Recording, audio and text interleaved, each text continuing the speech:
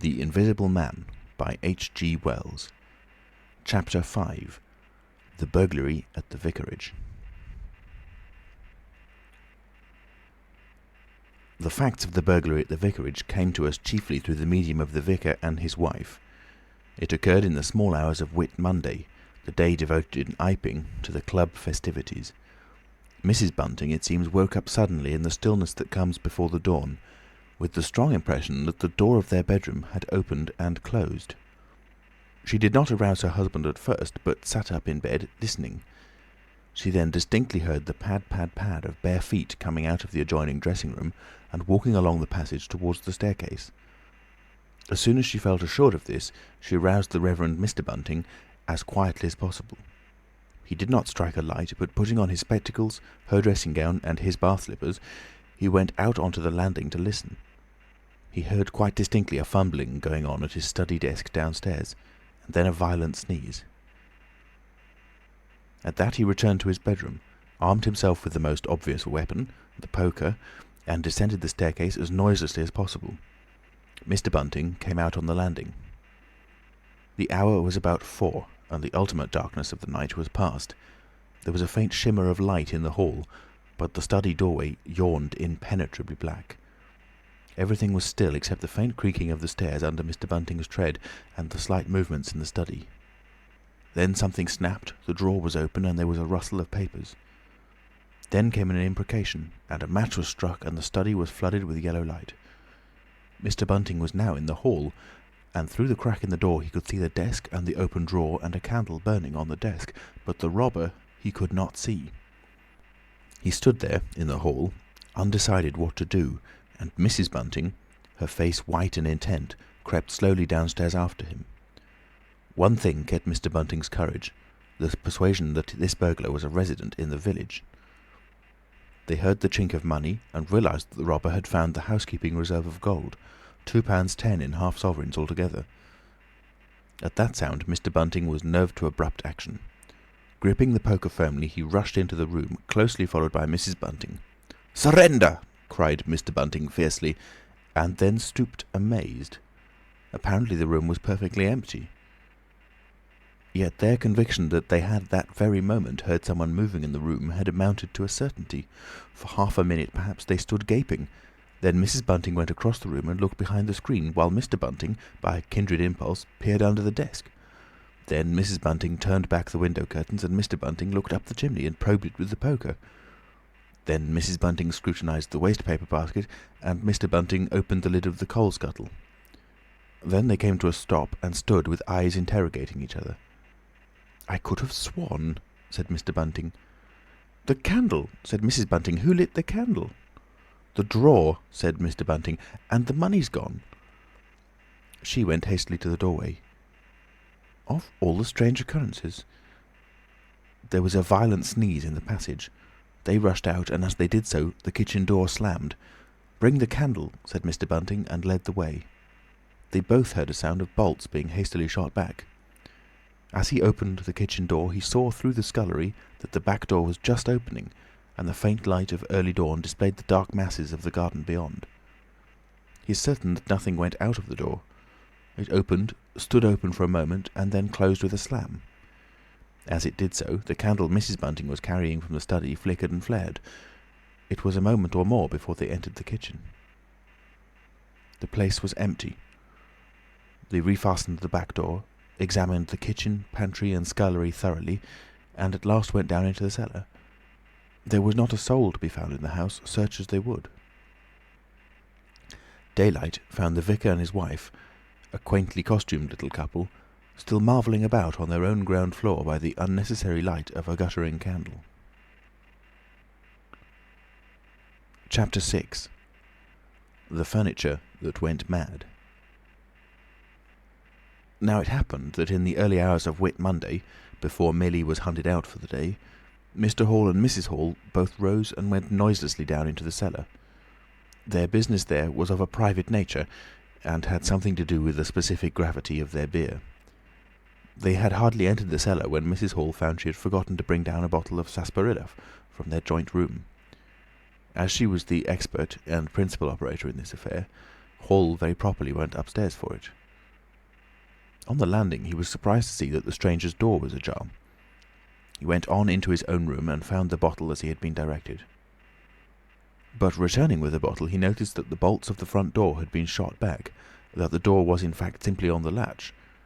And with a flash of inspiration, he connected this with the stranger's room upstairs and the suggestions of Mr. Teddy Henfrey. He distinctly remembered holding the candle while Mrs. Hall shot these bolts overnight. At the sight he stopped, gaping, then with the bottle still in his hand went upstairs again. He rapped at the stranger's door. There was no answer. He rapped again, then pushed the door wide open and entered. It was as he had expected. The bed, the room also, was empty. And what was stranger, even to his heavy intelligence, on the bedroom chair and along the rail of the bed were scattered the garments, the only garments, so far as he knew, and the bandages of their guest. His big slouch hat, even, was cocked jauntily over the bedpost.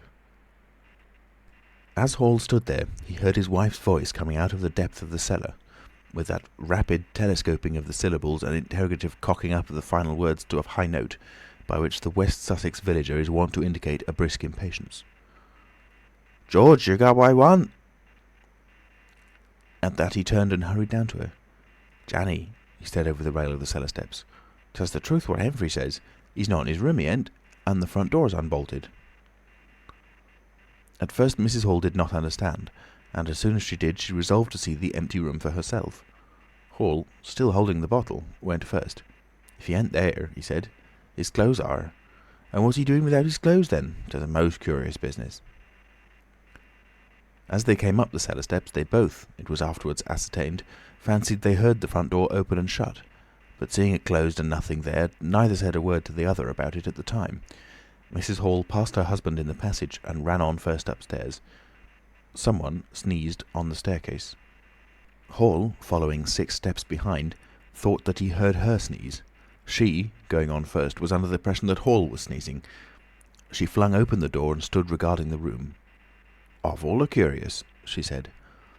She heard a sniff close behind her head, as it seemed, and turning, was surprised to see Hall a dozen feet off on the topmost stair. But in another moment he was beside her. She bent forward and put her hand on the pillow and then under the clothes. "Cold," she said. "He's been up this hour or more."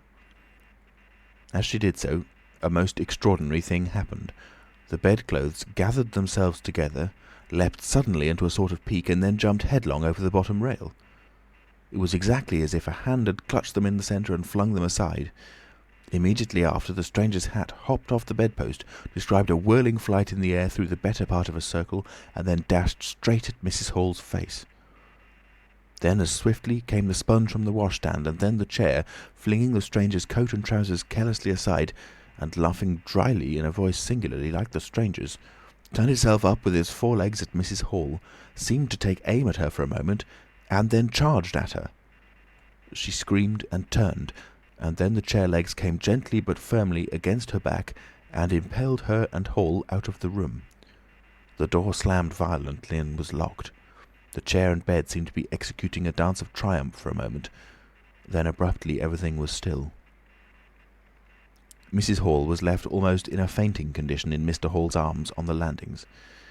It was with the greatest difficulty that Mr. Hall and Millie, who had been roused by her scream of alarm, succeeded in getting her downstairs and applying the restoratives customary in such cases. "'Tis spirits," said Mrs. Hall. "I know 'tis spirits. I read in papers of tables and chairs leaping and dancing." "Take a drop more, Jenny," said Hall. "'Twill steady ye." "Lock him out," said Mrs. Hall. "Don't let him come in again. I half guessed I might have known, with them goggling eyes and bandaged head and never going to church of a Sunday, and all they bottles. More'n it's right for anyone to have. He's put the spirits into the furniture. My good old furniture. 'Twas in that chair my very dear poor mother used to sit when I was a little girl. To think it should rise up against me now." "Just a drop more, Janny," said Hall. "Your nerves is all upset." They sent Millie across the street through the golden 5 o'clock sunshine to rouse up Mr. Sandy Wadgers, the blacksmith. Mr. Hall's compliments, and the furniture upstairs was behaving most extraordinary. Would Mr. Wadgers come round? He was a knowing man, was Mr. Wadgers, and very resourceful. He took quite a grave view of the case. "I'm damned if that ain't witchcraft," was the view of Mr. Sandy Wadgers. "You want horseshoes for such gentry as he." He came round greatly concerned. They wanted him to lead the way upstairs to the room, but he didn't seem to be in any hurry. He preferred to talk in the passage. Over the way, Huxter's apprentice came out and began taking down the shutters of the tobacco window. He was called over to join the discussion. Mr. Huxter naturally followed over in the course of a few minutes. The Anglo-Saxon genius for parliamentary government asserted itself.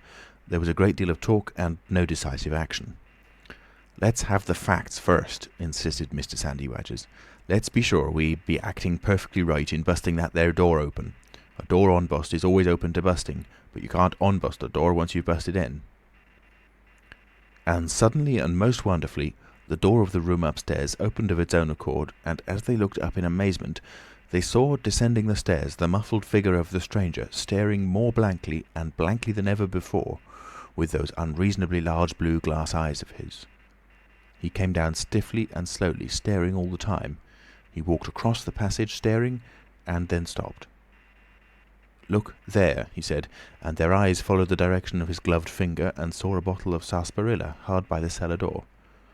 Then he entered the parlour and suddenly, swiftly, viciously slammed the door in their faces.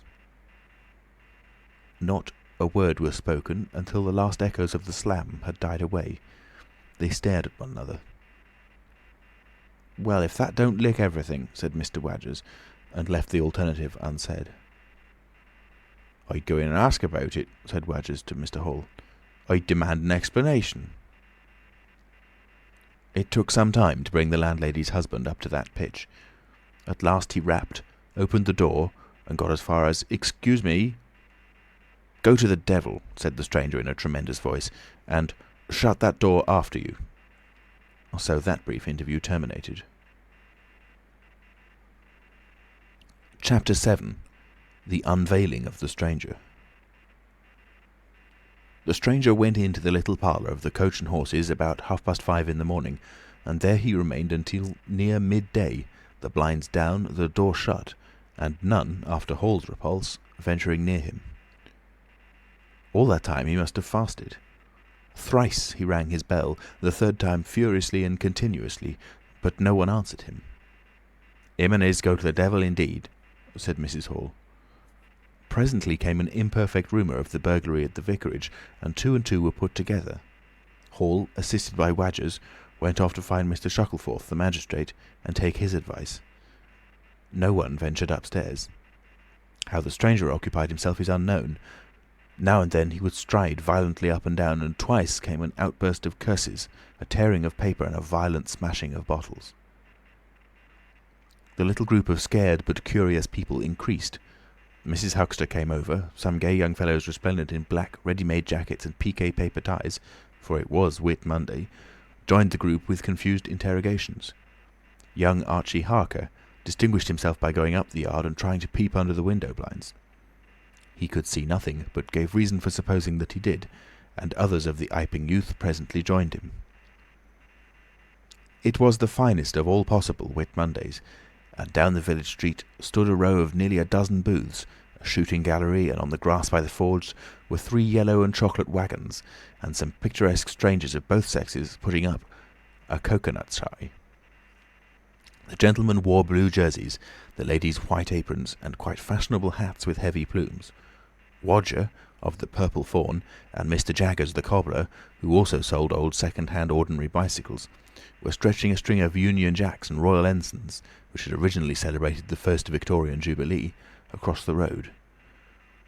And inside, in the artificial darkness of the parlour, into which only one thin jet of sunlight penetrated, the stranger, hungry we must suppose, and fearful, hidden in his uncomfortable hot wrappings, pored through his dark glasses upon his paper, or chinked his dirty little bottles, and occasionally swore savagely at the boys, audible if invisible, outside the windows. In the corner by the fireplace lay the fragments of 6 smashed bottles, and a pungent twang of chlorine tainted the air. So much we know from what was heard at the time and from what was subsequently seen in the room. At noon he suddenly opened his parlour door and stood glaring fixedly at the 3 or 4 people in the bar. "Mrs. Hall," he said. Somebody went sheepishly and called for Mrs. Hall. Mrs. Hall appeared after an interval, a little short of breath, but all the fiercer for that. Hall was still out. She had deliberated over this scene, and she came holding a little tray with an unsettled bill upon it.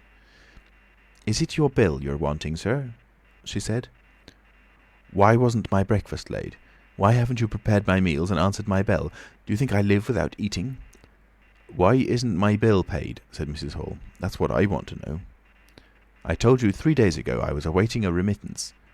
"I told you 3 days ago I wasn't going to await no remittances. You can't grumble if your breakfast waits a bit if my bill's been waiting these 5 days, can you?" The stranger swore, briefly but vividly. "Nar, nar," from the bar. "And I'd thank you kindly, sir, if you'd keep your swearing to yourself, sir," said Mrs. Hall.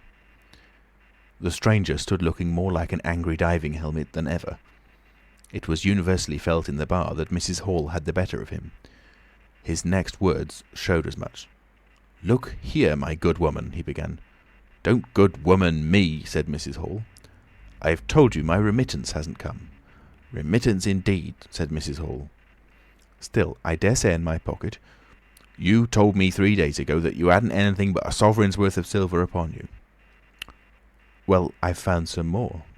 "Hullo," from the bar. "I wonder where you found it," said Mrs. Hall. That seemed to annoy the stranger very much. He stamped his foot. "What do you mean?" he said. "That I wonder where you found it," said Mrs. Hall.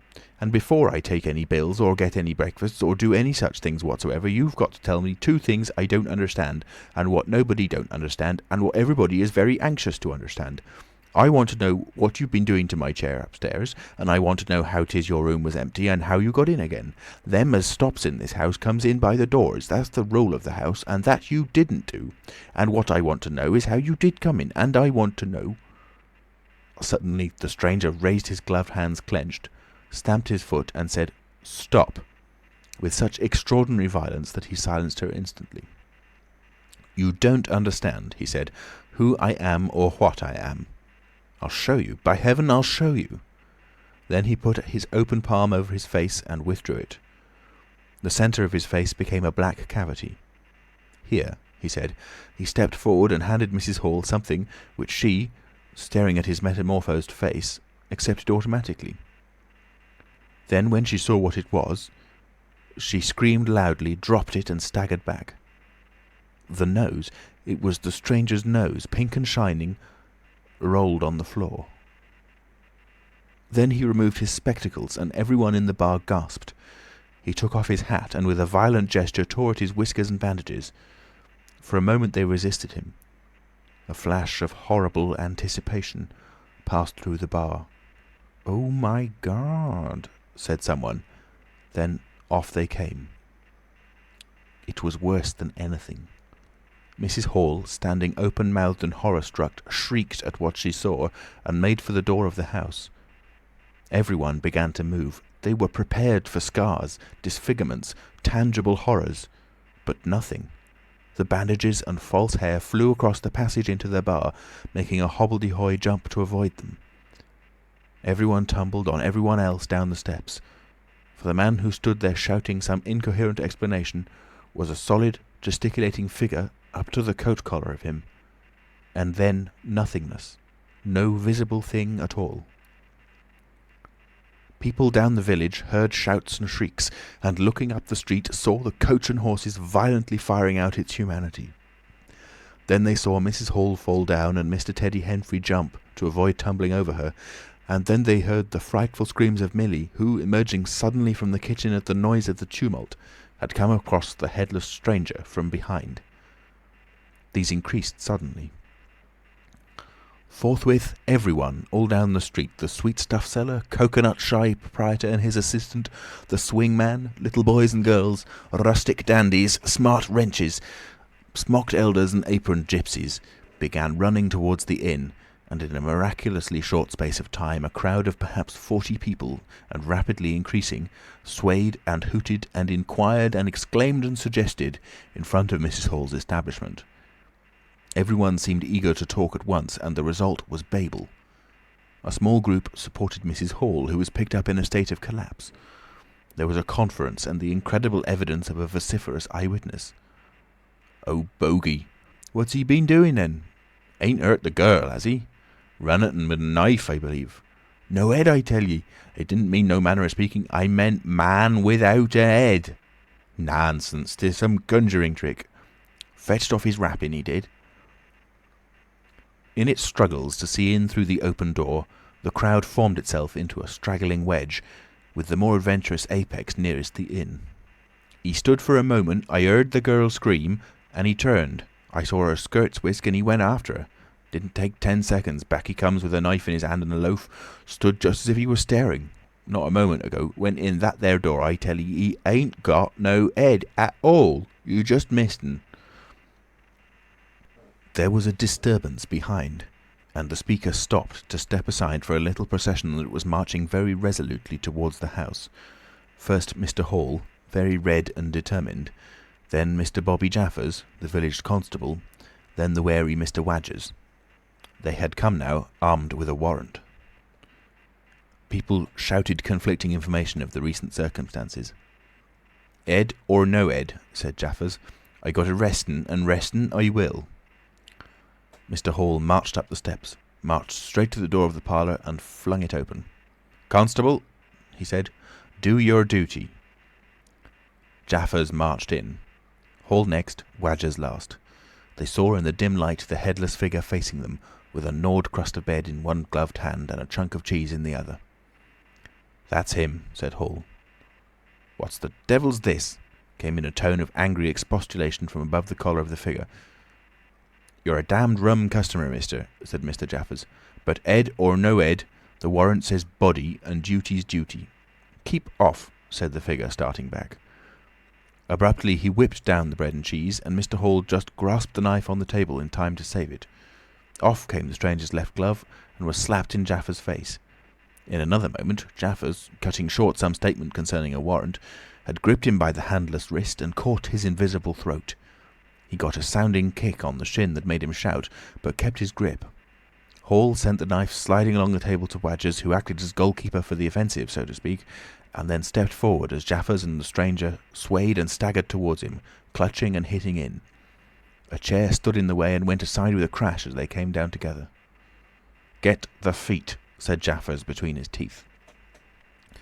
Mr. Hall, endeavouring to act on instructions, received a sounding kick in the ribs that disposed of him for a moment, and Mr. Wadgers, seeing the decapitated stranger had rolled over and got the upper side of Jaffers, retreated towards the door, knife in hand, and so collided with Mr. Huxter and the Sidderbridge carter coming to the rescue of law and order.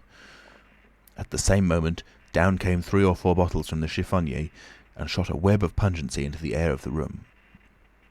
"I'll surrender," cried the stranger, though he had Jaffers down, and in another moment he stood up panting, a strange figure, headless and handless, for he had pulled off his right glove now as well as his left. "It's no good," he said, as if sobbing for breath. It was the strangest thing in the world to hear that voice coming as if out of empty space. But the Sussex peasants are perhaps the most matter-of-fact people under the sun. Jaffers got up also and produced a pair of handcuffs. Then he stared. "I say," said Jaffers, brought up short by a dim realisation of the incongruity of the whole business. "Darn it, can't use 'em as I can see." The stranger ran his arm down his waistcoat, and as if by a miracle the buttons to which his empty sleeve pointed became undone. Then he said something about his shin and stooped down. He seemed to be fumbling with his shoes and socks. "Why," said Huxter suddenly, "that's not a man at all. It's just empty clothes. Look, you can see down his collar and the linings of his clothes. I could put my arm—" He extended his hand. It seemed to meet something in mid-air, and he drew it back with a sharp exclamation. "I wish you'd keep your fingers out of my eye," said the aerial voice in a tone of savage expostulation. "The fact is, I am all here, head, hands, legs, and all the rest, but it happens I'm invisible. It's a confounded nuisance, but I am. There's no reason why I should be poked to pieces by every stupid bumpkin in Iping, is it?" The suit of clothes, now all unbuttoned and hanging loosely upon its unseen supports, stood up, arms akimbo. Several other of the men folks had now entered the room, so that it was closely crowded. "Invisible, eh?" said Huxter, ignoring the stranger's abuse. "Who ever heard the likes of that?" "It's strange, perhaps, but it's not a crime. Why am I assaulted by a policeman in this fashion?" "Ah, that's a different matter," said Jaffers. "No doubt you're a bit difficult to see in this light, but I got a warrant and it's all correct. What I'm after ain't no invisibility, it's burglary. There's a house been broke into and money took." "Well, and circumstances certainly point—" "Stuff and nonsense," said the Invisible Man. "I hope so, sir, but I've got my instructions." "Well," said the stranger, I'll come, but no handcuffs." "It's the regular thing," said Jaffers. "No handcuffs," stipulated the stranger. "Pardon me," said Jaffers. Abruptly the figure sat down, and before anyone could realise what was being done, the slippers, socks and trousers had been kicked off under the table. Then he sprang up again and flung off his coat. "Here, stop that," said Jaffers, suddenly realising what was happening. He gripped at the waistcoat. It struggled, and the shirt slipped out off it and left it limply and empty in his hand. "Hold him," said Jaffers loudly. "Once he gets the things off—" "Hold him," cried everyone, and there was a rush at the fluttering white shirt, which was now all that was visible of the stranger.